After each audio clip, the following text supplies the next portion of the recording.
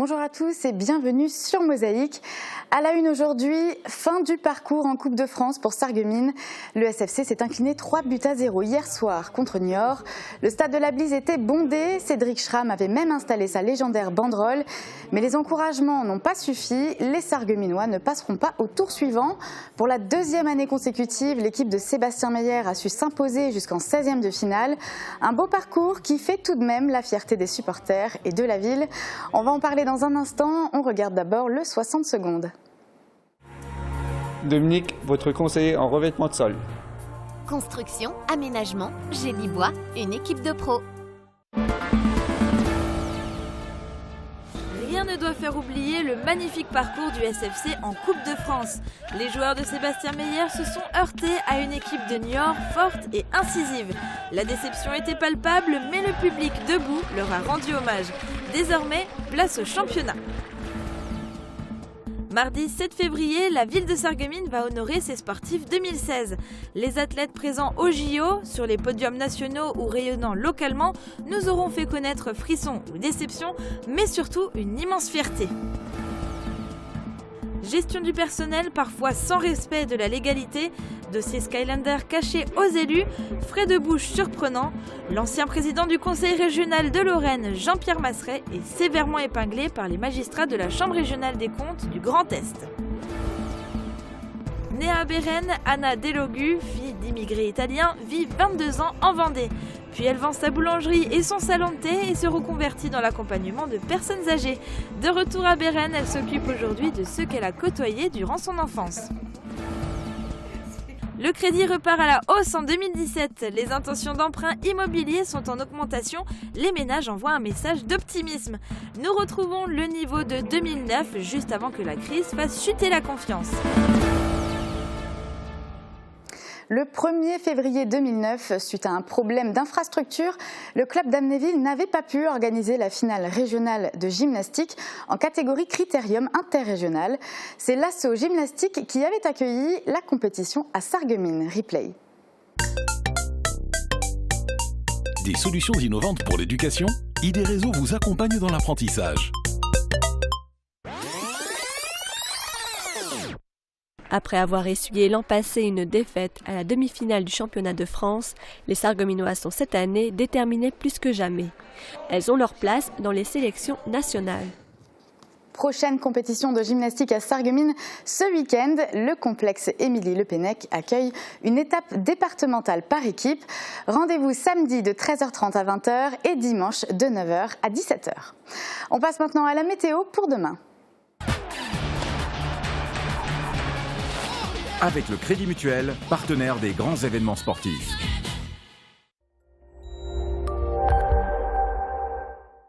Bonjour tout le monde, la journée de demain va débuter dans la fraîcheur avec de 1 à 5 degrés, mais par la suite la couverture nuageuse va évoluer favorablement et des éclaircies vont se développer. Du coup le thermomètre flambe et culmine entre 10 et 13 degrés, ce qui rend l'après-midi bien agréable. Demain nous sommes le jeudi 2 février, nous fêtons les Gabriels. Le soleil nous accompagnera de 7h59 à 17h31. Je vous retrouve dans un instant pour les sorties.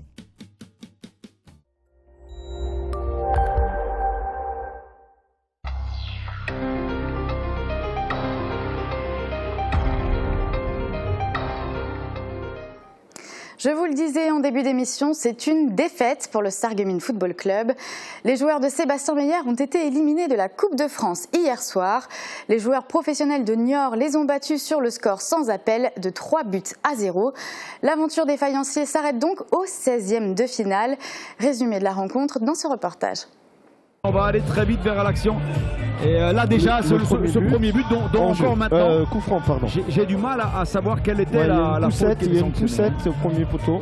Et là on voit ce coup franc, ce coup de pied arrêté. Direct de Gronge. Et malheureusement, c'est ce but un peu inexplicable. Qui arrive très tôt surtout, qui coupe les jambes. Il a très bien tiré. On le voit, il est sur la trajectoire. Il est surpris. Et le but, Métine Carrière avec ce long ballon.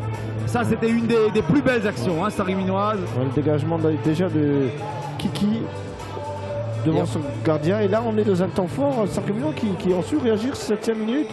Carrière qui suit, la frappe d'Embarki. Le gardien qui ne relâche pas. Il va y avoir cette grosse occasion de Tarint aussi. Oui, en première mi-temps, il faut le rappeler, on a eu vraiment au moins la moitié de la mi-temps. Sa superbe inspiration là-bas de Jordan Coignard qui avait donné ce ballon à Mbarki, qui avait frappé au but. On le voit là, on va le voir, hein, cette superbe inspiration. Allez, pas de question. Hassan qui frappe et le gardien qui est vraiment sur la trajectoire. Franc, bien stoppé par Trimborn. Encore Grange. Hein. Et là, on voit lourde frappe de la part de Janer Metin, de Jordan Coignard. Dévissé. Et voilà, elle ne touchera pas le cadre. Hein. Janer Metin pour Coignard et Coignard de cette lourde frappe. Mbarki qui déborde. Et c'est Mbarki qui a failli surprendre. Il avait essayé de frapper au but. À mon avis, il voulait centrer, mais peu importe. En tout cas, elle a bien failli tromper le gardien. Mbarki qui remue et là qui met un caviar à Faradji. Ça, c'est superbe. Et c'est celle-ci, tout le monde l'a envoyé dedans. Et elle est à l'extérieur du petit filet gauche. En tout cas, c'est un super ballon, un vrai caviar, tu le disais. Voilà, c'est celle-là. Celle-là, il fallait la réussir. Et alors là, ce qu'on s'attendait à ce qu'il aille chercher la lucarne, c'est pas le cas. Et là, attention, là ça a failli nous coûter cher. C'est Redjam qui a bien suivi ce ballon. Contrôle difficile. Hein. Le contrôle aussi sur un faux rebond. On le voit, il est trompé par le rebond. Fadi Redjam, très difficile là, à cet endroit-là. Et là, le terrain la vraiment incompréhensible. Avec Damas. On le voit, quel énorme faux rebond, quel dommage. Quel dommage. C'est dur. On voit cette plaque là où il n'y avait plus de gazon, probablement où l'eau a stagné pendant la période hivernale très très difficile. On va la revoir, il y a un duel d'abord entre Dabas et Benichou. Dommage pour Benichou là qui lui est habitué à gagner ses duels. Et là le ballon va rebondir juste devant. C'est très très difficile. Cruel, très cruel. Là, on a bien failli voir le score s'alourdir sans l'intervention d'un superbe gardien. C'était exactement ça. Et encore ce Dembélé qui régale là, qui sert Dabas. Ça fait des politesses entre Dabas et Dembélé. Et allez, il y a eu cette frappe qui frôle la barre transversale. Qu'on a pensé qu'elle allait trouver la lucarne. Elle ne l'a pas trouvé. Hassan Mbarki sur un énième coup de pied arrêté qui n'a rien donné dans la rencontre, malheureusement. Le ballon qui file pas loin du couteau. Faradji Tarim qui rentre dans la surface, fort devant le but. Deuxième poteau, on a une deuxième chance. Malheureusement, il y a toujours un pied, une tête. Regardez, toujours quelqu'un qui traîne. C'est décousu. Et là, regardez que c'est super bien joué ça. Et la parade de Florian Trimborn. La belle parade de Florian Trimborn. On va la revoir. Parce qu'il faut la sortir celle-là. Et là, il a tout le temps le gardien, mais il est venu lui fermer l'angle et il intervient avec énormément d'autorité. Il a encore le centre du Griche, second poteau Grange qui récupère. Fort, voulait surprendre Florian Trimborn qui veillait. Il a le contrôle, il fait mine de centrer et il frappe au but. Il frappe et là, il fallait la prendre celle-là aussi pour Florian Trimborn, très attentif au premier poteau. Et centre, regardez ça, quel geste technique. Et l'arrêt encore de Florian Trimborn. Et là, on avait un peu banalisé cette action, mais il fallait beaucoup de maîtrise technique. Et voilà le troisième but. Et le superbe lob de ce numéro 12. Un piqué pour aller lober le gardien. Et ça vient alourdir le score, mais c'est dommage. C'est immérité pour les Sargueminois. Et oui, dure défaite contre Niort. Le public et les joueurs s'étaient pris à rêver de la victoire. L'équipe niortaise a vite cassé l'ambiance, mais impossible d'oublier les frissons et l'immense fierté que les Bleus nous ont fait vivre. Ambiance d'après-match avec ces propos recueillis par Francis Hoffman.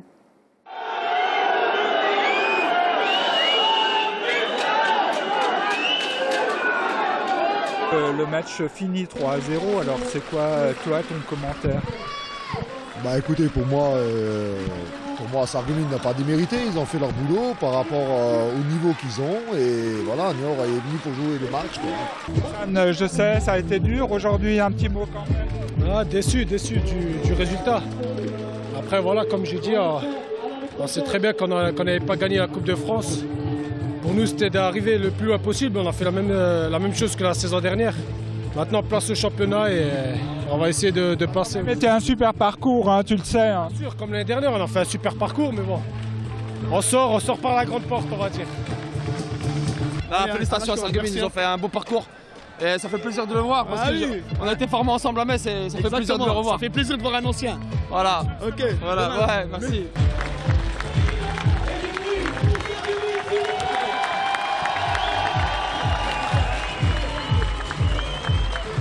Ça y est, il y a des regrets parce que vous les avez eu ces occasions.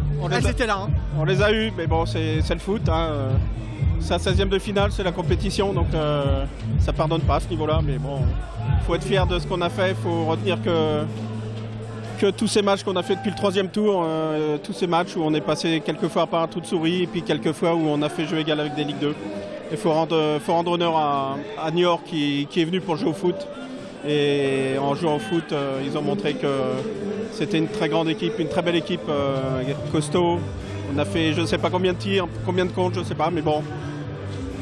Demain, on nous aura oubliés, on reviendra l'année prochaine. Non, j'aimerais d'abord féliciter cette équipe de Sarreguemines et tout son staff par rapport à ce qu'ils ont fait depuis le début de la saison sur les matchs de Coupe de France. Et j'ai bien évidemment une grosse pensée pour mes joueurs, mais aussi pour tous les Niortais. Ça faisait 20 ans que le club ne s'était pas qualifié pour un 8e de finale de Coupe de France. C'est bien, je suis content, on joue la coupe à fond, on ne triche pas et les joueurs sont récompensés. Déception parce que voilà, j'ai pas vu mon équipe ce soir. J'ai vu j'ai pas envie de dire le fantôme de Sarreguemines, mais c'est vrai que j'ai vu en tout cas une pâle copie de ce qu'on sait faire d'habitude. Il manquait trop d'ingrédients ce soir pour pouvoir rivaliser avec une équipe qui nous a vraiment pris au sérieux, qui nous a vraiment respecté, qui a joué vraiment le match à 200%. Et nous, on a eu trop de garçons en dessous ce soir par rapport à leur niveau habituel. Collectivement, on n'a pas été aussi bien organisé que d'habitude. Tout autre sujet, il va y avoir du changement pour l'hôpital Robert Pax de Sarreguemines.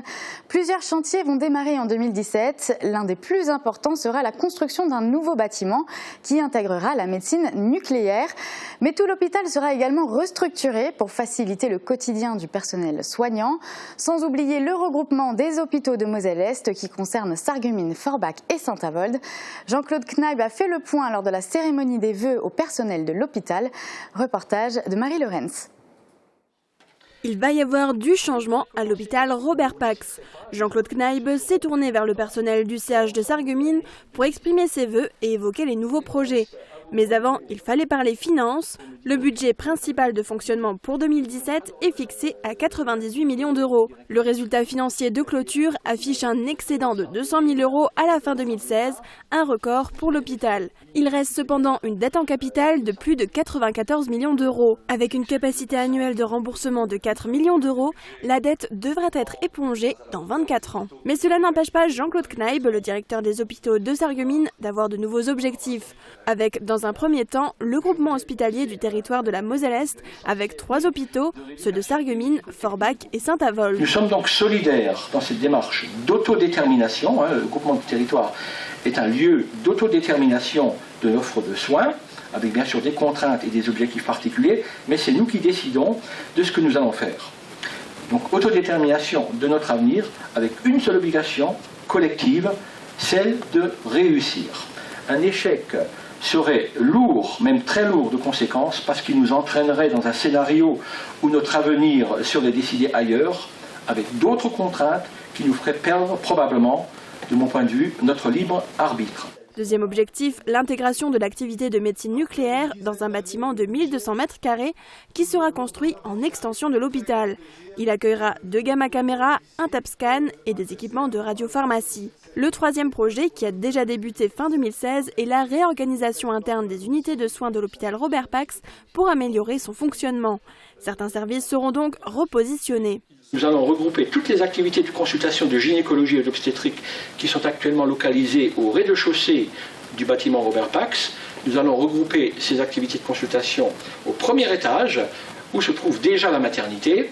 Ainsi, avec cette unité de lieu, le personnel se déplacera moins et aura tous les équipements à disposition au même endroit. Coût global de ces travaux de chaises musicales, environ 800 000 euros, des travaux qui seront à suivre jusqu'en 2018.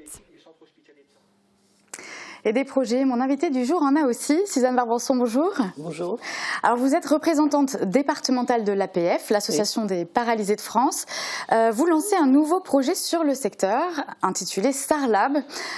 Donc c'est un projet qui répond en fait à un appel de la CNSA, la Caisse nationale de la solidarité et de l'autonomie. Alors quelle était la demande ?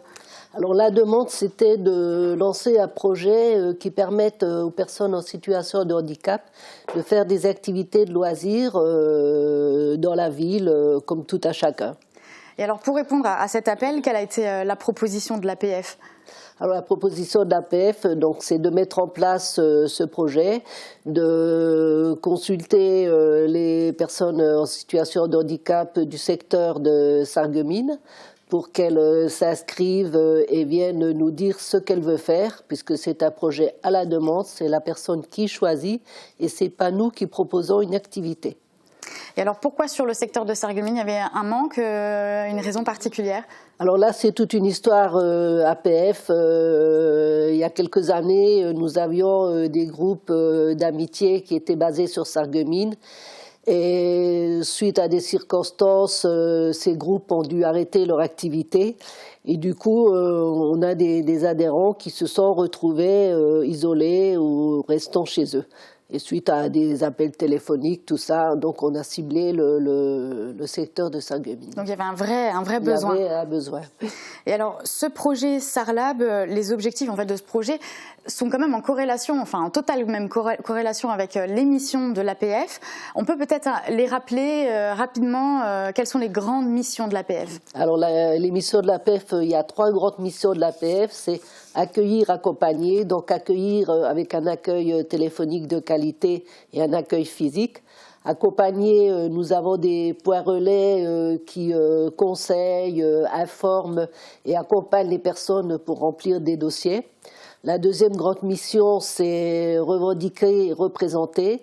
Donc revendiquer, on revendique en faisant quelques petites manifestations ou des actions de sensibilisation, des articles dans les journaux ou des passages en télévision. Représenter, nous sommes présents dans les instances institutionnelles, dans près de 80 instances, telles que la Maison départementale des personnes handicapées, la CRSA, les commissions communales d'accessibilité. Nous avons aussi donc développé et dynamisé. Nous avons des groupes qui sont très anciens, puisqu'ils étant créés en 1985. Donc on essaie de redynamiser en faisant appel à des jeunes et en faisant des activités un peu plus de nos jours. Et donc développer, c'est donc on crée des conventions avec des associations ou des acteurs de la cohésion sociale et de la société civique. Et donc à mettre en place de nouveaux services dont SARLAB qui alors, en est... Là justement avec ce projet SARLAB, l'APF agit comme un relais entre le bénéficiaire et puis la proposition d'activités, de loisirs. Ça permet de rendre accessibles certains loisirs de la ville. L'accessibilité, c'est un sujet qui est d'actualité, qui a toujours été d'actualité. Quel est votre point de vue là-dessus sur les lois en vigueur ? Est-ce que c'est suffisant ? Est-ce qu'on est en retard ? Alors on est très en retard puisque la première loi sur l'accessibilité date de 1975. On a été très déçus par la nouvelle loi sur les ADAPT qui redonne 10 ans à certaines collectivités autres pour rendre accessible. Voilà, donc c'est vrai que nous on fait notre possible pour que ça avance beaucoup plus vite parce que les personnes handicapées ne peuvent pas attendre encore 10 ans de plus. Et donc on manifeste, on travaille aussi beaucoup avec les communes dans les commissions communales d'accessibilité, parce qu'il y a quand même du dialogue, il n'y a pas que, voilà, on dialogue quand même avec les personnes. Et alors donc ce projet-là, il intervient pour tous les bénéficiaires qui souhaitent en fait accéder à des loisirs, à des activités. On vous contacte donc par téléphone. Alors il y a 2 numéros. Il y a le premier, c'est un numéro de portable pour contacter Zoé Chiyine au 06 72 96 50 82.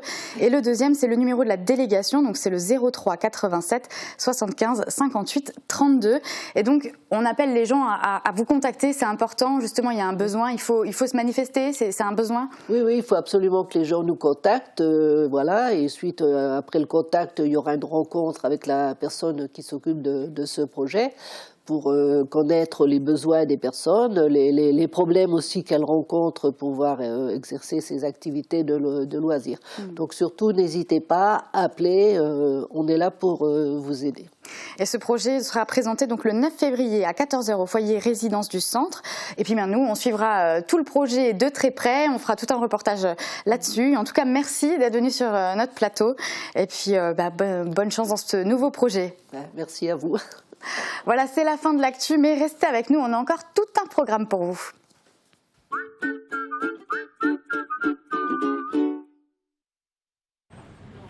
C'est celle-là. T'es sûr? Ouais. Bon. Je suis certain qu'il y a moyen de négocier. Laisse-moi faire. Ah, s'il vous plaît? C'est gentil, papa, mais c'est déjà fait, en fait. Comment ça? Bah, au Crédit Mutuel, ils ont déjà négocié les prix pour moi. Ils prévoient même le contrat d'entretien et l'assurance aussi. Bah, et moi, je sers à quoi, alors? Toi, t'es mon papa. Achetez votre voiture moins chère avec le Crédit Mutuel. Crédit Mutuel, une banque qui appartient à ses clients, ça change tout.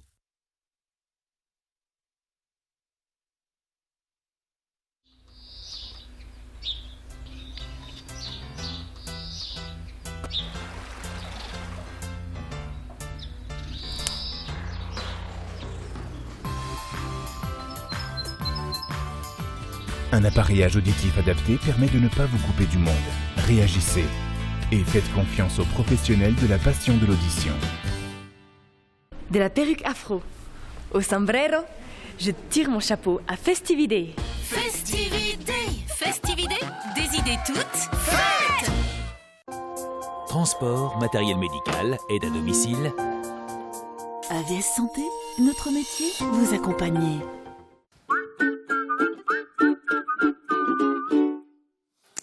Nouvel épisode de notre série. Aujourd'hui, on s'intéresse au parcours peu commun d'Anna Delogu. Native de Bérennes-les-Forbach et commerçante pendant près de 25 ans. Elle vend sa boulangerie et son salon de thé pour une totale reconversion. En 6 mois, elle suit une formation et trouve un emploi d'agent d'accompagnement pour personnes âgées. Depuis peu, elle travaille à l'EHPAD du Soleil à Bérennes. Jean Birkel l'a rencontrée. Au Club Bouygues de Sarreguemines, Forbach et Saint-Avold, vous profitez du plus grand réseau 4G de France, de la puissance de la fibre et d'un large choix de téléphones portables.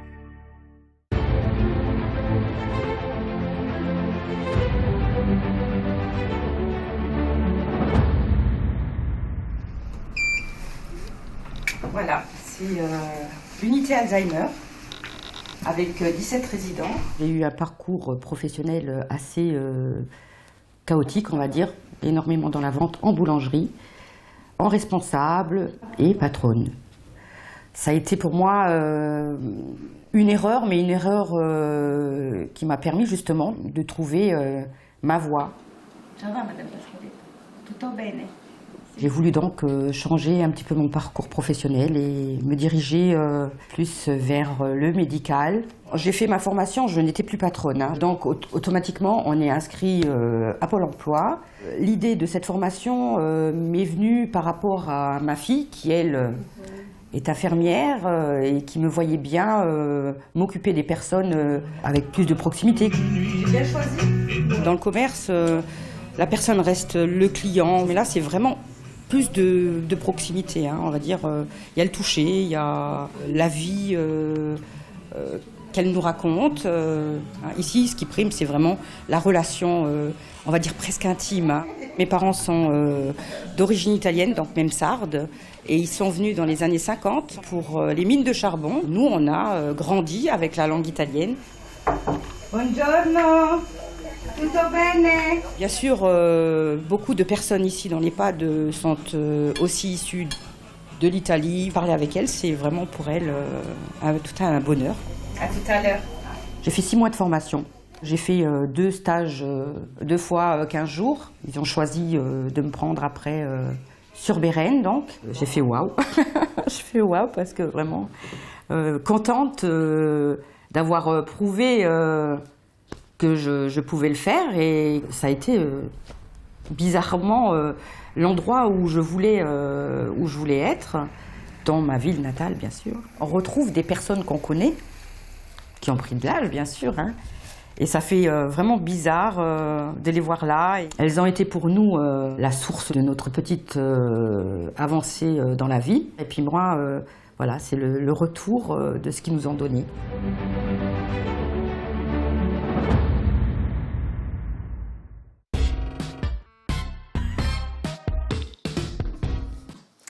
Et c'est maintenant l'heure des sorties avec Sandrine. Salut Sandrine. Salut Flora.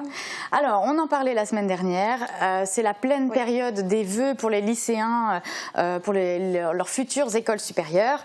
Et c'est pour cette raison que l'IUT de Sarreguemines ouvre ses portes. Oui, et l'établissement va ouvrir ses portes de 9h à 15h ce samedi. Alors, pour rappel, l'IUT de Sarreguemines est composé de deux départements. Il y a le département GLT, donc c'est gestion logistique et transport, et le département GACO, c'est gestion administrative et commerciale des organisations. Donc les enseignants et les étudiants seront sur place bien sûr pour accueillir le public, les guider et puis leur faire visiter les locaux.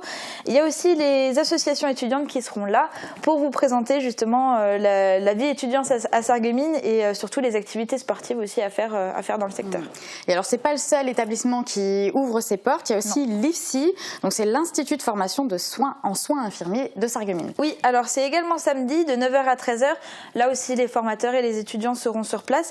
Alors, durant toute la matinée, vous pourrez visiter les locaux, assister à une présentation du programme des études, à des démonstrations d'ateliers de travaux pratiques, et vous pourrez aussi trouver différentes informations relatives au concours infirmier, justement, et aux stages, et échanger avec des professionnels et des anciens étudiants. Et petit rappel, le concours d'entrée, justement, à l'IFSI aura lieu le 30 mars, et les dossiers d'inscription pourront être déposés jusqu'au 3 mars à 16h. Dernier délai. Donc c'est bientôt quand même. Oui. Bon, alors tout ça c'est pour la partie sérieuse. Maintenant on passe au spectacle. Oui. Tu nous proposes du tango. Oui, alors tango c'est le titre du ballet de l'Opéra-Théâtre Metz Métropole qui s'est associé pour l'occasion à l'ensemble Spirit Tango Quartet. Et l'ensemble vous propose un programme de danse qui va mettre forcément le tango à l'honneur, mais également les grands compositeurs de tango. Et le ticket pour le voyage en Argentine c'est 25 €. La salle d'embarquement c'est à l'hôtel de ville de Sarreguemines. Et le départ est prévu vendredi à 20h30. Oh, bon, ça c'est sympa. Et puis carnaval approche aussi, hein, oui. et les premières manifestations, ça commence déjà ce week-end. Oui, avec le carnaval des Mollets ce samedi soir, organisé par l'US Ilsprich et animé par Jackie Mélodie. Et puis les tout petits aussi ont droit à leur carnaval. Oui, bien sûr. Alors c'est mercredi prochain dès 14h30. Vous êtes invités à fêter carnaval avec Boboldino. Alors au programme jeux, dégustation de beignets de carnaval, barbe à papa et une récompense pour les 10 plus beaux costumes. Ah oui, donc il faudra quand même trouver un petit costume et les parents peut-être pourront en trouver à la bourse aux vêtements de Grosse-Biederstroff. Oui, il y a des chances parce que c'est une bourse aux affaires de puériculture, de jouets et de vêtements pour adultes. Donc ils vont avoir le choix. Elle est organisée par la municipalité de Grosse-Biederstroff et elle a lieu ce dimanche de 10h à 18h. Et puis à Frauenberg, là, c'est un loto familial qui est organisé. Alors c'est dimanche et il est organisé par l'amicale des sapeurs-pompiers de Frauenberg. Le premier prix, ça fait rêver, c'est un voyage pour deux en Espagne pendant une semaine en pension complète. Ouais, c'est le gros lot à gagner.